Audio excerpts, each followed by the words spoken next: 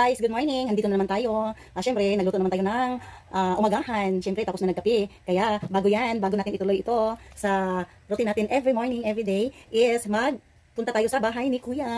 Ayan, magdisbakan tayo doon. At saka, kailangan masipag ka lang para madaming babalik. Ayan guys, hiwa tayo. Ayan, so magluto tayo ng gulay ngayon. Gulay na naman, at saka decide lang kung anong meron. Siyempre, lagi naman ganyan. Kung anong meron, yan lang. Para makain tayo, hindi sasakit ang ulo. Kasi pag hindi talaga tayo kumain, sasakit ang ulo. Ayan, hindi pwede mag-diet pala. My goodness. Ayan. Ayan guys, nagutad-gutad na tayo. Alam nyo guys, i-invite ko kayo, pumasok kayo sa bahay ni Kuya. Kasi daming visitors ba kayo doon, at saka daming blessings. Pag masipag ka talagang, babalikan ka talaga. At saka, huwag ka lang pasaway. Baka masali ka sa eviction, baka maibig ka. Kailangan magsipag at hindi maging pasaway. Pag nakapasok ka na sa bahay ni Kuya. Ayan. Di ba? Alam niyo ba kung anong ricado sa sayuti natin ngayon? Ito is sayuti. Yan po ang tawag basta Tagalog. Ito ang ricados natin. Lagyan ng ganito. At saka isang egg. Tapos, syempre, ito alam niyo ba kung ano ito? Ayan. So, syempre, mga lamas-lamas, of course. Ayan, samahan niyo ako ha. Kapart. Morning. Good morning, di ba? Ayan, siya daw magputol-putol ng sibuyas kasi yung kaputol daw niya is ikatanim na naman niya. Grabe talaga to. Yung sipa, samahan niyo ako. Syempre, para pang dagdag sa mga ricados natin sa ating lulutuin is punta tayo sa tanim ni Habi. Ayan, lalabas tayo guys. Ayan guys. Ayan guys.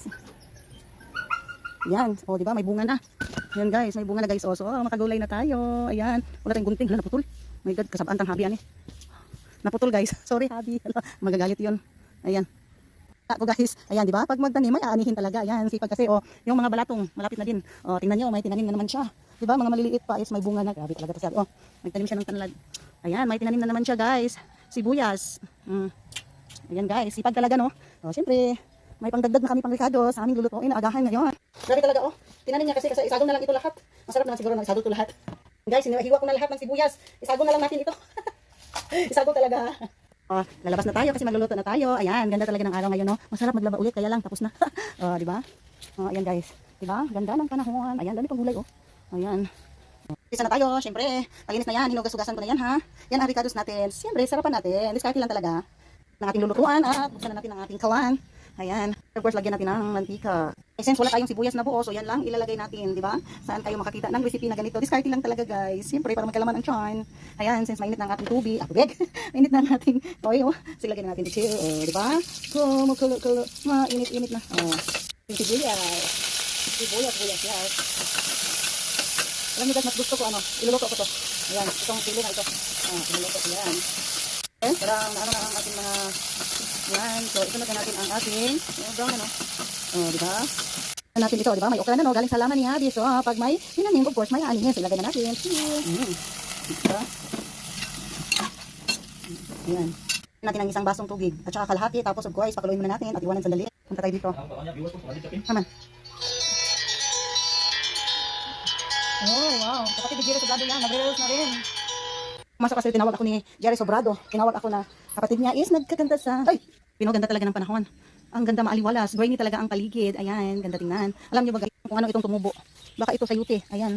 Di ba? Ayan guys. Nilagay ko lang diyan kasi hindi na hindi na gamit. Kaya yan, siguro yan na yan tumubo. Di ba? May sayuti na kami, hindi na kami kailangan bumili pa. So, kahit mga konti-konti lang yan, pero syempre nakatulong na rin yan sa pang-araw-araw pag kinakailangan. Di ba? Kung wala kang ulam, di magsagisa ka lang. Importante, may bitsin at asin, okay na yan. Ayan, meron pang mga dito. Ito pa rin ito. Tsaka pag namunga ito, of course, harap yan. Dragon fruit. Sabi nandun din. Ayan. Tumutubo-tubo na siya, di ba?